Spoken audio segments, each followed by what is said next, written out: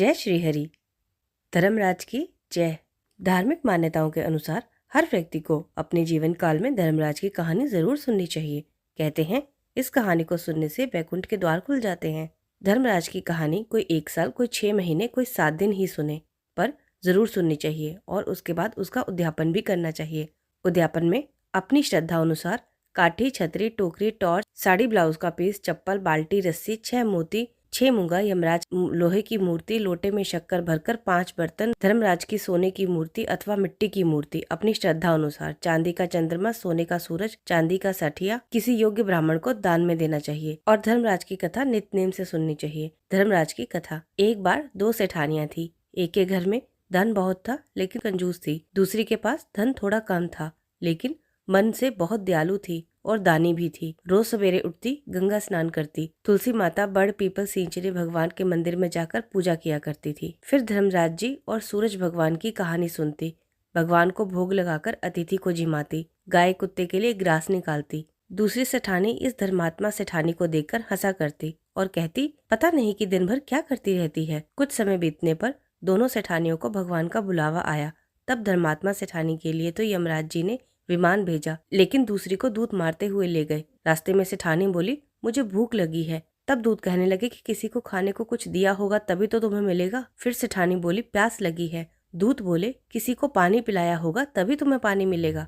अब रास्ते में उसे कांटे चुभने लगे, गर्मी लगने लगी। दूध तब भी उसे घसीटते हुए ले गए। अब सेठानी बड़ा पछताने लगी कि सब कुछ होते हुए भी उसने अपने जीवन में कभी धर्म, दान, पुण्य नहीं किया। इतने में ही यमराज का दरबार आया तो उसने देखा कि धर्मात्मा सेठानी धर्मराज के पास ही सिंहासन पर बैठी हुई थी। उधर दूसरी सेठानी को तपते हुए कुंड में डाल दिया गया। अब सेठानी यमराज जी से बोली, मुझे केवल 1.25 पहर का जीवन दान दे दो, मैं वापस आकर दंड भोग लूंगी। यमराज जी बोले, ठीक है। सेठानी के शरीर में वापस प्राण डाल दिए गए।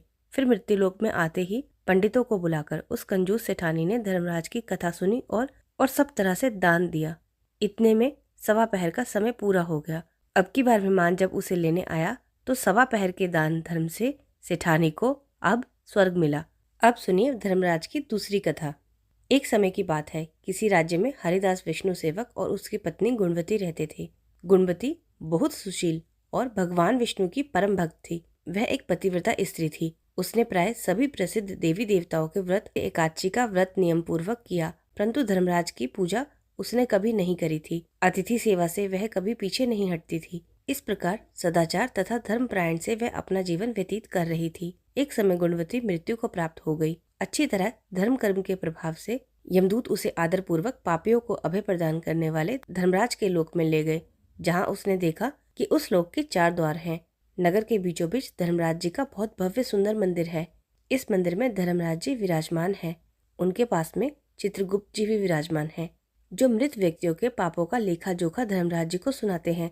यमराज के दूत गुणवती को वहां ले आए। जैसे ही गुणवती ने यमराज जी को देखा, वह थरथर कांपने लगी और मुंह नीचे कर कर खड़ी हो गई। तब चित्रगुप्त जी ने यमराज जी को गुणवती के पाप और पुण्य का लेखा जोखा सुनाया। धर्मराज जी गुणवती की भक्ति को देखकर प्रसन्न हुए, परंतु वे कुछ उदास हो गए। उनकी उदासी गुणवती को दिखाई दी। उसने धर्मराज जी से निवेदन किया कि प्रभु, मेरी समझ में नहीं आ रहा है कि आप उदास क्यों हैं। कृपा करके मुझे इसका कारण बताएं। तब धर्मराज जी ने कहा, देवी, तुमने जब तब व्रत, दान आदि कर सभी देवताओं को संतुष्ट किया है, परंतु मेरे नाम का कभी तुमने कोई दान, पुण्य या व्रत नहीं किया। यह सुनकर गुणवती बोली, प्रभु, मेरा अपराध क्षमा करें। मैं आपकी उपासना की विधि नहीं जानती थी। आप कृपा करके मुझे इसका उपाय बताएं, जिससे मनुष्यों को आपकी कृपा का पात्र बनने का अवसर प्राप्त हो। तब धर्मराज जी कहने लगे, सूर्य भगवान के उत्तरायण में जाते ही जो महत्वपूर्ण मकर संक्रांति आती है, उसी के दिन मेरी पूजा शुरू करनी चाहिए। इस प्रकार साल भर मेरी कथा सुनने से और मेरी पूजा आदि कर व्यक्ति सभी प्रकार के दुखों से मुक्त हो जाता है और फिर वह व्यक्ति मेरे पास सदा सुखी रहते हैं। यह सुनकर गुणवती ने धर्मराज जी से प्रार्थना की, हे प्रभु, यदि ऐसी बात है तो मुझे इन यमदूतों से छुड़वाकर फिर संसार में वापस भेज दीजिए, जिससे मैं आपकी कथा का प्रचार कर सकूं। उसकी प्रार्थना सुनकर धर्मराज जी ने उसे धरतीलोक वापस भेजने की स्वीकृति दे दी। उसी समय गुणवती के मृत शरीर में प्राण वापस आ गए। उसके पुत्र बोले, हमारी माता फिर से जीवित हो गई। इसके बाद गुणवती ने अपने पति और पुत्रों को धर्मराज की सारी बातें बता दी। गुणवती ने अपने पति और पुत्रों के साथ मकर संक्रांति के दिन से पूरे विधि विधान से धर्मराज की प्रतिदिन पूजा की और कथा करना आरंभ कर दिया। साथ ही साथ दान पुण्य कर्म भी शुरू कर दिया। इस प्रकार गुणवती ने साल भर कथा सुनी और वह सभी सुखों को भोगने के बाद जब मृत्यु को प्राप्त हुई तो स्वर्ग में देवताओं ने गुणवती का आदर सत्कार किया। हे धर्मराज जी, इस कथा को कहते सुनते हुंकारा भरते सभी पर अपनी कृपा बनाए रखना। जय श्री हरि। बोलो धर्मराज की जय।